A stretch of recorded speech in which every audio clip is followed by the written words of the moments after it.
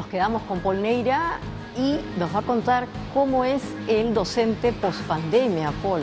¿Qué hacemos para que no se vaya ese conocimiento? A ver, yo creo que hay 4 características fundamentales del docente que tienen que ser asumidas y que, como todo proceso de cambio, hay un sufrimiento en el proceso, digamos, un crecimiento, ¿no?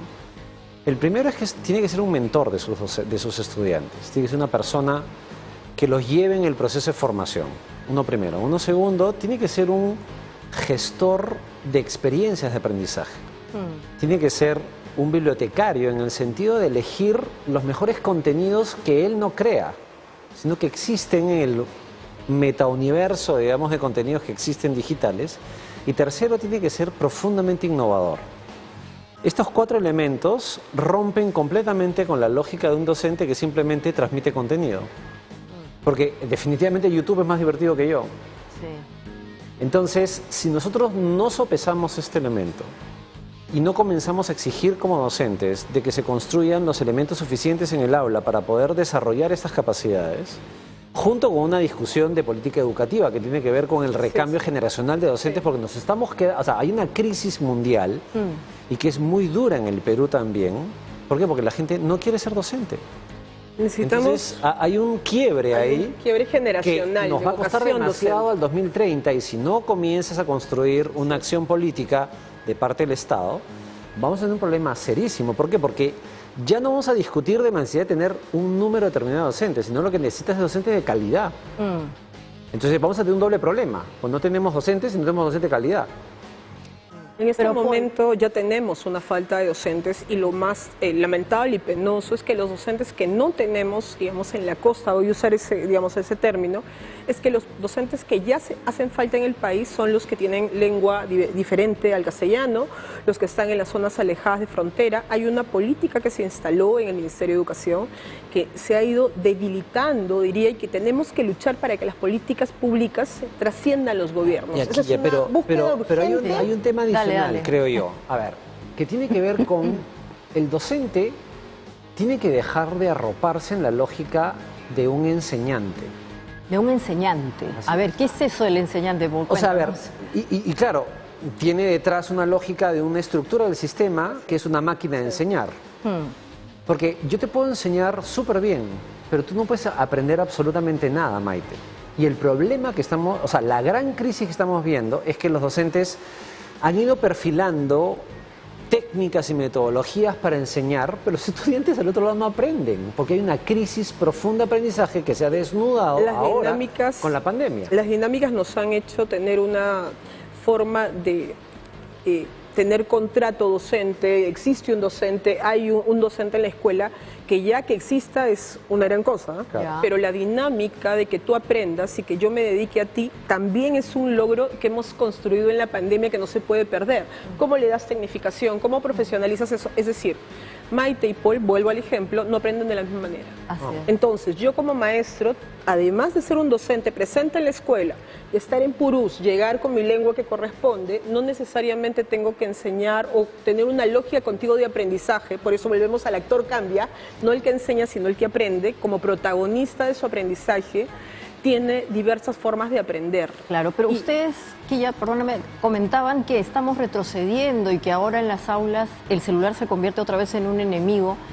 ¿Por qué pasa eso? Si antes era el socio del maestro. El cuco. ¿Qué está pasando con esos maestros? En general, digamos, yo lo que veo es que cuando tú tienes una señal del sistema que te dice volvamos a la misma camino que ya conocías, y comienzas a hacer ecualización en el sistema, digamos, lanzando señales en toda la estructura.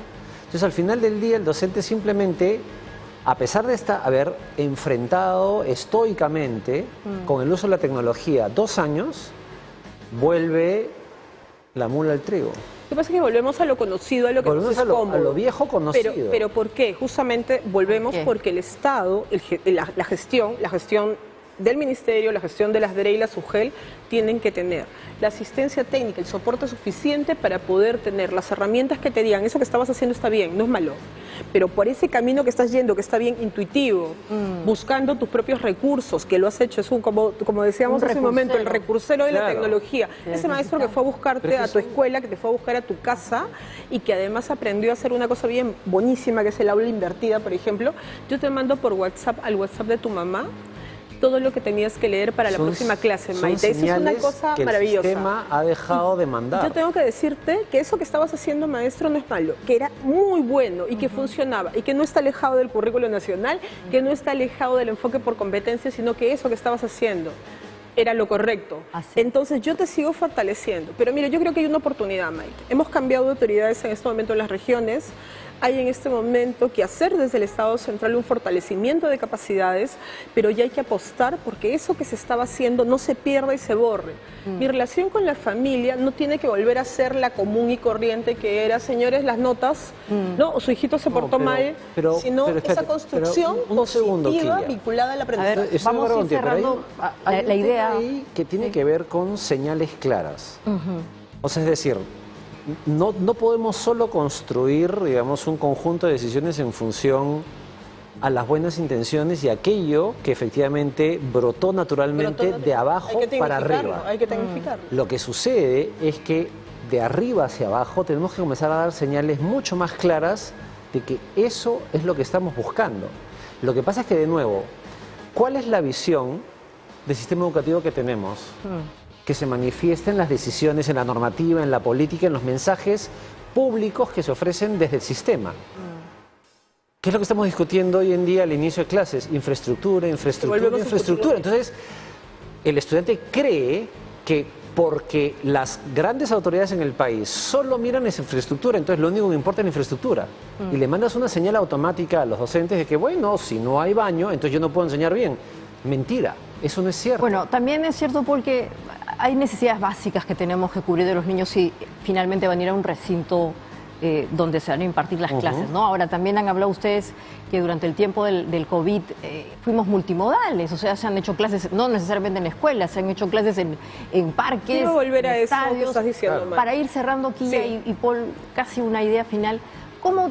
¿Qué incentivos le deberíamos dar a los maestros, a todos los maestros que nos están viendo hoy día? Ojalá que no solamente sea el salarial, es importante, de hecho va a haber un ajuste salarial, ha mencionado el ministro Becerra, pero ¿qué otros incentivos le podemos dar a ese maestro que es curioso, que sigue aprendiendo, que quiere formarse? Hay una política educativa salarial que ha cambiado radicalmente el bolsillo del maestro, que sí es importante, en 10 años. Es decir, lo que gana un maestro hace 10 años no era lo mismo y es necesario y urgente que gane mejor, sí. ¿Por qué? Porque tiene que comprar un buen celular, porque tiene que tener tecnología y no solamente tiene que haber buenas intenciones, totalmente de acuerdo. Pero ¿sabes qué? Hay dos cosas en conjunto. Usar las herramientas de la tecnología desde la política educativa, desde el Ministerio, la DRE, la SUGEL, etc., pero tener claridad en el sentido de la escuela. ¿Para qué está la escuela y por qué vamos diversos a la escuela? Sería maravilloso que en nuestro país la escuela pública sea donde nos encontremos todos, de todos los colores, de todas las fronteras, de todos los lugares, porque nos aprenderíamos también a relacionarnos de otra manera.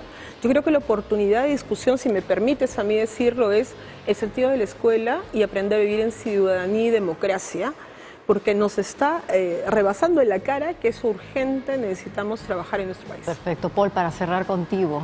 Mira, yo creo que el centro de la discusión del sentido de la escuela tiene que ser una discusión sobre los aprendizajes. Yo creo que estamos asistiendo, no sé si afortunado o desafortunadamente, a ser testigo de excepción, de que el sistema educativo, como lo hemos entendido los últimos 250 años, está muriendo. Ese edificio físico, esa relación que hemos discutido miles de veces, el espacio, dónde está el docente, etcétera, esa estructura ya no funciona. Entonces, la pregunta, que yo complejizo lo que dices, no es la discusión sobre cuál es el sentido de la escuela. Yo creo que es cuál es el sentido del aprendizaje en una persona que es parte de una sociedad. Así es. Que es distinto. Porque además, el acceso a la tecnología, la rapidez, la velocidad de la transformación digital hace que aquello que era moneda de intercambio de la escuela, como la entendimos los últimos 300 años, ya dejó de funcionar. Ya fue. Así es. Y cada vez hoy en día comienzas a darte cuenta que las grandes empresas de tecnología manejan a su antojo literalmente el contenido. Entonces, ¿qué es lo que tenemos que hacer para construir una plataforma de aprendizaje? Es un sistema educativo y unas políticas educativas que abonen a que eso suceda.